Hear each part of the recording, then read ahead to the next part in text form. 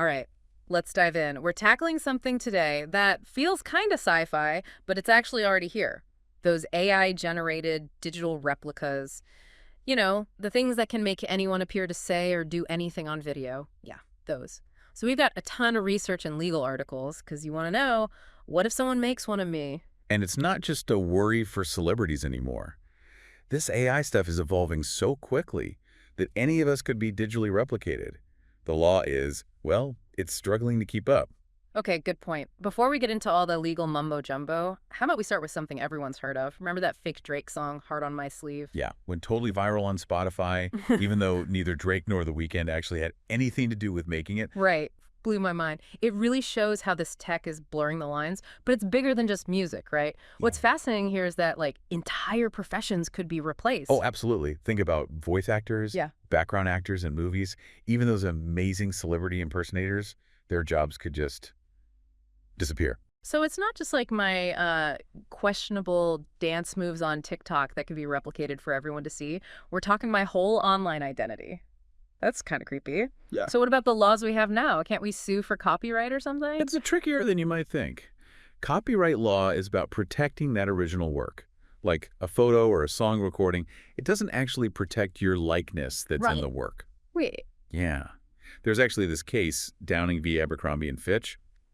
Someone's image was used in an ad. They didn't give permission, but they lost because the photo itself wasn't copyrighted, even though it was their face. Hold on. So if someone takes my picture, like, on the street and uses that to make an AI me endorsing something ridiculous, I'm out of luck. Unless they used a photo of you that was copyrighted. Yeah, pretty much. Okay, so copyright's out. Anything else? There's got to be Yeah. something, right? Well, there are a few things, but it's a real mess. Some states have this thing called right of publicity. Basically, it's like owning a trademark on your face and voice. So companies need your okay to use them to make money. But here's the thing. Some states don't protect that at all. And others, it's only for famous people, or if your identity is, like, commercially valuable. So if my voice isn't, raking in millions, I'm basically fair game. Pretty much. Yep. And even then, voice protection is all over the place. Sometimes it's only super distinctive voices, like a celebrity's, that are protected. Bette Midler, the singer, she actually won a lawsuit against Ford because they hired a sound-alike to basically impersonate her in a commercial. Wow, didn't know that. The court said, even though a voice by itself isn't copyrightable, using it to sell something is misleading crosses a line. Okay, so some wins, but overall still super confusing, especially with every state having its own rules. What about federal laws? Anything on the national level? There are a couple that kind of touch on this. The Lanham Act, that deals with trademarks. That can come into play if someone makes a replica to falsely endorse a product. So, like, if AI you is out there selling something you never agreed to, tricking people, you might have a case. Makes sense. What about the FTC, those folks who are supposed to protect us from scams? Oh, they are definitely getting involved. They're working on rules to specifically target AI impersonation, especially voice cloning, when it's used for scams. You know those calls where it sounds exactly like your grandchild in trouble? The FTC wants to stop that. Good, because that's terrifying. Totally. But that's only one part of the problem. These laws were written way before anyone even imagined this AI stuff. They don't really cover the unique issues replicas bring up. So we've got all these kind of outdated laws that aren't really built for the age of AI. A bit unsettling to think someone could just steal my digital self and use it however they want with very few consequences. So what's being done to change all this? Welcome back to the deep dive. It's wild, how fast things are changing with AI. Just a few years ago, perfectly copying someone's voice or image, it was pure science fiction. And now, totally possible. Yeah, it really is a lot to process. And like we talked about in part one, the law is definitely playing catch up. So we're taking this deep dive with you, our listener, to try and make sense of this whole legal maze surrounding AI-generated digital replicas. Exactly. And in this part, we're going to zero in on those federal bills that are trying to, like, bring some order to this whole AI free-for-all. Right. Let's start with the No AI Fraud Act. The name's pretty straightforward, but break it down for us. What's the main idea? So basically, it wants to make it a federal crime to create or distribute a replica, deepfake, if you're doing it to trick or defraud someone. Remember those scams we talk about?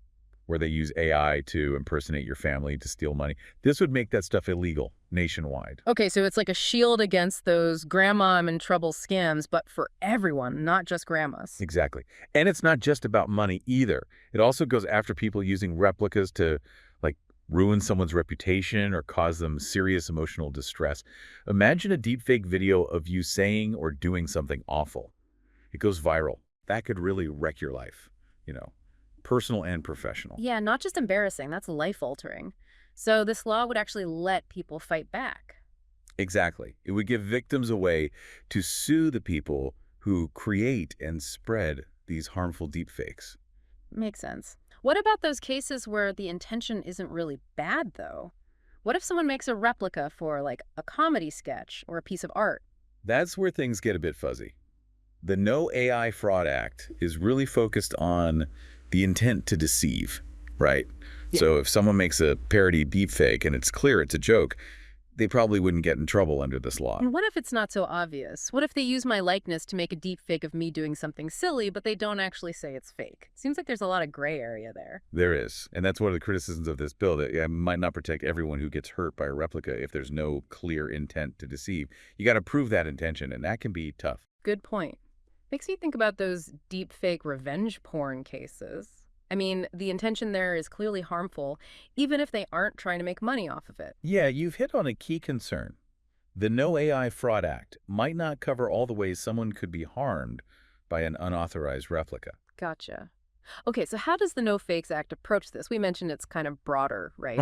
Right, the No Fakes Act wants to make a federal right of publicity that protects everyone, not just those, with a super valuable identity. So under this law, you wouldn't need to prove they were trying to profit off your likeness. Just using it without your okay could be enough to violate the law. So even if someone makes a deep fake just for fun and shares it online, but I didn't give them permission, they could get in trouble. That's a pretty big difference. It could, yeah. It all comes down to consent. It shifts things from having to prove intent to simply proving you didn't give permission for your likeness to be used. So it's more about, like, giving individuals control over their digital selves, regardless of the reason. Exactly. It recognizes that these replicas can cause real harm, even when it's not about money. It's about respecting your basic right to control your own image and voice. I like that. Feels more empowering. But I'm curious, how do these bills deal with some of those tougher issues? Like, what happens to your digital likeness after you die? Or the whole free speech thing? Those are definitely some of the trickier questions lawmakers are wrestling with. When it comes to what they call post-mortem rights, what happens to your digital self after you're gone, both bills are pretty careful. The No AI Fraud Act doesn't actually say anything about post-mortem rights, so it'll be up to the courts to decide how the law applies. So potentially a lot of legal battles ahead there. What about no fakes? The No Fakes Act proposes a limited right that would last for 20 years after death. Your heirs could control the use of your digital likeness for that time. 20 years. That's a long time. Wouldn't that, like, restrict people from making historical documentaries or using digital replicas to teach people things? That's a good point, and the bill does try to address that. There are exceptions built in, like for things that are considered in the public interest, historical documentaries, news reporting, even some types of art. So they're trying to balance protecting people and their families, but also recognizing that there are good reasons to use someone's likeness even after they're gone. Right. It's about finding that middle ground where individual rights and what's good for society can both work. Makes sense. Okay, what about the First Amendment? Free speech. How do these bills make sure people can still express themselves, even if it involves using someone else's likeness in a replica? Both bills definitely recognize free speech as a fundamental right, and they try to make room for it. The No Fakes Act, for example, has specific exemptions for things like news, commentary, parody, and satire. So if someone makes a satirical deepfake of a politician, that would probably be okay. Most likely, yeah. But even with those exemptions, some people worry that these laws could still be used to silence people in some cases. It's a tough balancing act. It sounds like it. It's like a whole new legal world, and there are going to be some hiccups along the way. Absolutely. Uncharted territory here, and there are no easy answers. It'll be interesting to see how the courts interpret these laws if they pass, Back again for the deep dive. We're wrapping up this look at AI-generated digital replicas, and honestly, this whole topic, it's kind of exciting and terrifying at the same time. Like, we're living in a sci-fi movie, but the special effects are getting too real, you know? Yeah, it's definitely a game changer. And as we've been talking about, the impacts goes way beyond just the legal stuff. We're talking about like potentially reshaping society as we know it. Exactly. So that's what we want to get into in this final part. We've covered the risks, the laws we have now, those bills trying to create some new rules. But let's step back, look at the big picture. Imagine a world where anyone's voice or image, it can be perfectly replicated in just a few clicks. What does that do to our idea of like authenticity? If you can make a digital version of anyone saying or doing anything, how do we even know it's real anymore? It's like the ultimate test of like our BS detector. Hmm. We're already drowning in misinformation online, right? And this just adds fuel to the fire. Truth and fiction, that line is getting blurrier every day. So it's not just about protecting ourselves from scams or someone, ruining our reputation. It's about protecting our whole sense of what's real. Exactly. The more advanced this AI stuff gets, the harder it's going to be to tell what's actually true. Think about journalism. What happens when a deepfake video of a politician saying something crazy goes viral? Even if it's debunked later, the damage is done. People's opinions can be swayed so easily. Yeah, it's a recipe for chaos, not just politics, but everywhere. What about entertainment? If you can make digital replicas of actors, does that mean Hollywood's going to be filled with like virtual actors? Will we even need real people on screen anymore? That's the big question, isn't it? And people are already arguing about it. Some see the potential for, like, amazing creativity. Imagine bringing back actors who have passed away to play new roles, or creating whole casts of digital characters. That's pretty mind-blowing, but what about the ethics of all this? What happens to, like, the real actors' careers? And what about the actors themselves? Do they get a say in how their digital self is used? Could we see a future where, like, virtual versions of them are in movies they'd never agree to in real life? Those are huge ethical questions. And it goes beyond actors, too. Think about musicians, voiceover artists, even those awesome celebrity impersonators. All those jobs could be at risk. We could see entire industries, kind of wiped out. It's almost like we're on the edge of a digital identity crisis. And this goes beyond work, right? What about our personal relationships? If we can make digital replicas of loved ones who've died, will that change how we grieve? Could we even see, like, virtual relationships replacing real ones? Those are questions that, philosophers, sociologists, they're all thinking about that right now. It's the total shift in how we relate to technology and to each other. It makes you wonder, if we could make a perfect digital copy of someone, does that somehow, I don't know, lessen what it means to be human? That's a lot to think about. So we've got this crazy powerful technology, potential for amazing things, but some scary downsides too. It seems like it all comes down to how we choose to use it. Absolutely. We got to be having these conversations now as a society. How do we use AI for good, but also prevent harm? How do we balance innovation with being responsible? We can't just ignore this and pretend it's not happening. Totally agree. So from our listener who's been with us on this deep dive exploring the legal stuff and the mind-bending implications, what are the key takeaways? What do we want to leave them with? The first thing is, this isn't going away. AI-generated replicas, they're here to stay. This technology is evolving so fast, it's going to impact all of us, ready or not. So awareness is key. Don't just ignore it, learn about it. So knowledge is power. What else? Stay curious. Read articles, listen to podcasts like this one, talk to people about this stuff. The more we understand, the better we'll be able to handle the challenges and the good things that come with AI.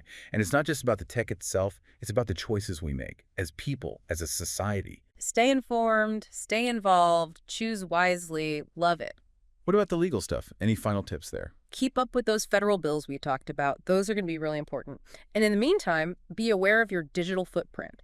The more pictures, videos of yourself you put online, the easier it is for someone to make a really convincing replica. So think before you post. A little digital self-awareness goes a long way. Great advice. Well, that wraps up our deep dive into the world of AI-generated digital replicas. It's been a wild ride, for sure. Thanks for joining us.